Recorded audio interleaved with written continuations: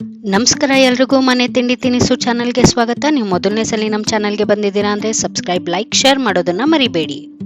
ಇವತ್ತು ನಾವು ಬಿಸಿಲಲ್ಲಿ ಒಣಗಿಸಿದ ಟೊಮೆಟೊ ಉಪ್ಪಿನಕಾಯಿ ಹೇಗೆ ಮಾಡೋದು ಅಂತ ನೋಡೋಣ. ಮೊದಲು ನಾನಿಲ್ಲಿ ಫಾರಂ ಟೊಮೆಟೊನ ತಗೊಂಡು ಚೆನ್ನಾಗಿ ತೊಳ್ಕೊಂಡು ನೀರಿಲ್ದಿರೋ ಹಾಗೆ ಒರೆಸ್ಕೊಂಡು ವಿಡಿಯೋಲಿ ತೋರಿಸಿರೋ ಹಾಗೆ ಕಟ್ ಮಾಡಿ ಇಟ್ಕೊತಾ ಇದ್ದೀನಿ. ನೀವು ಬೇಕಾದ್ರೆ ಇಲ್ಲಿ ನಾಟಿ ಟೊಮೆಟೊನು ತಗೋಬಹುದು.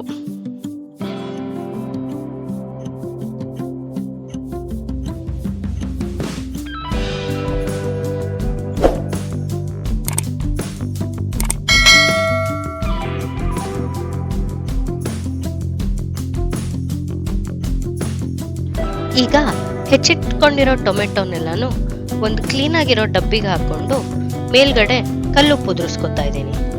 ಈಗ ಎಲ್ಲ ಟೊಮೆಟೊನು ಹಿಂಗೆ ಉಪ್ಪಿನ ಜೊತೆ ಲೇಯರ್ ಮಾಡಿ ಇಟ್ಕೊಂಡು ಒಂದ್ ರಾತ್ರಿ ನೆನ್ಸಿಟ್ಕೊಳ್ಳೋಣ. ತೆಕ್ಕೊಂಡ್ಮೇಲೆ ನೋಡಿ ಈ ತರ ನೀರ್ ಬಿಟ್ಕೊಂಡಿರುತ್ತೆ.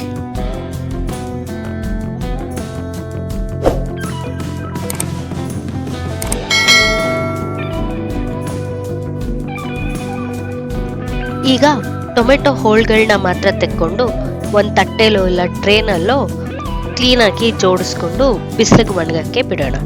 ಈ ಟೊಮೆಟೊ ನೀರನ್ನ ಬಿಸಾಕ್ಬೇಡಿ, ಇದು ಬೇಕಾಗತ್ತೆ.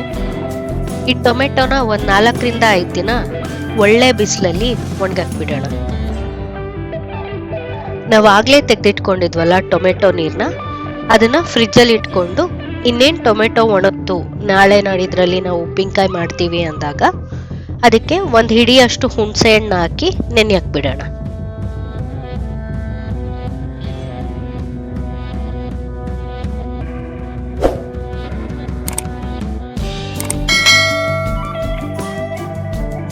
ನೋಡಿ, ಟೊಮೆಟೊ 4ರಿಂದ 5 ದಿನ ಆದ್ಮೇಲೆ ವಿಡಿಯೋಲಿ ತೋರಿಸಿರೋ ಹಾಗೆ ಹೀಗೆ ಕಾಣಿಸುತ್ತೆ. ಈಗ ಒಂದು ಮಿಕ್ಸಿ ಜಾರಲ್ಲಿ ಬಿಸಿಲಲ್ಲಿ ಒಣಗಿಸಿರೋ ಟೊಮೆಟೊ ಮತ್ತೆ ನೆನೆಸಿರೋ ಹುಣಸೆ ಹಣ್ಣನ್ನ ಹಾಕಿ ತರ್ತರಿಯಾಗಿ ರುಬ್ಕೊಳ್ಳೋಣ.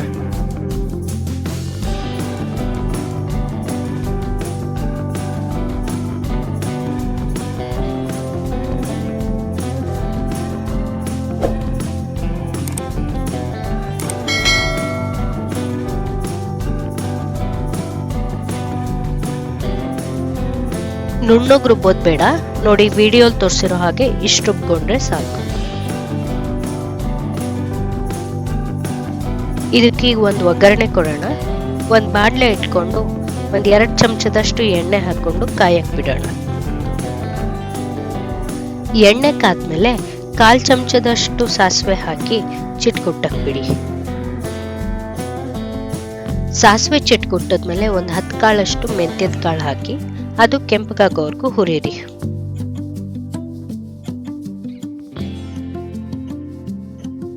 ಇದಕ್ಕೀಗ 1/2 ಚಮಚದಷ್ಟು ಕಡಲೆಬೇಳೆ ಉದ್ದಿನಬೇಳೆ ಮಿಕ್ಸ್ಚರ್ ಹಾಕಿ ಇದು ಕೆಂಪಗಾಗೋವರೆಗೂ ಹುರಿಯಿರಿ.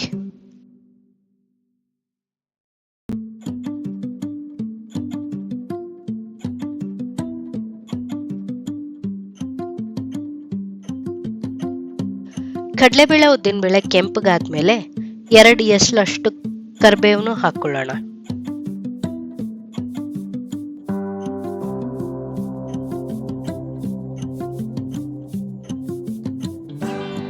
ಈಗ ಇದಕ್ಕೆ ರುಬ್ಬಿರೋದನ್ನು ಹಾಕೊಂಡು ಚೆನ್ನಾಗಿ ಕಲ್ಸ್ಕೊಳ್ಳೋಣ.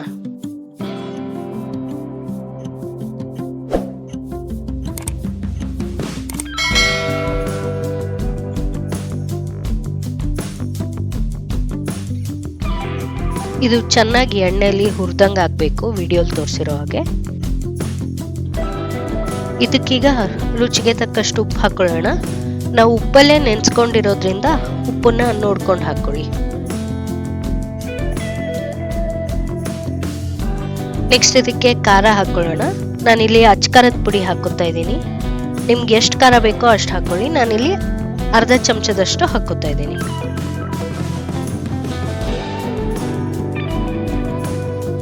ಇದನ್ನೆಲ್ಲ ಚೆನ್ನಾಗಿ ಮಿಕ್ಸ್ ಮಾಡಿಕೊಂಡು ಒಂದು 10ರಿಂದ 20 ಸೆಕೆಂಡು ಚೆನ್ನಾಗಿ ಬಿಸಿ ಆಗಕ್ಕೆ ಬಿಡಿ.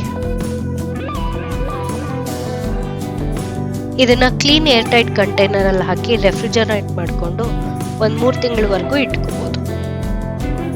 ಇದು ಬಿಸಿ ಅನ್ನಕ್ಕೆ ತುಪ್ಪದ ಜೊತೆ, ಮೊಸರನ್ನಕ್ಕೆ, ದೋಸೆಗೆ, ಚಪಾತಿಗೆ, ಇಡ್ಲಿಗೆ, ಊಟದ ಜೊತೆ ನೆಂಚ್ಕೊಳ್ಳೋಕ್ಕೆ ಎಲ್ಲದಕ್ಕೂ ತುಂಬ ಚೆನ್ನಾಗಿರುತ್ತೆ.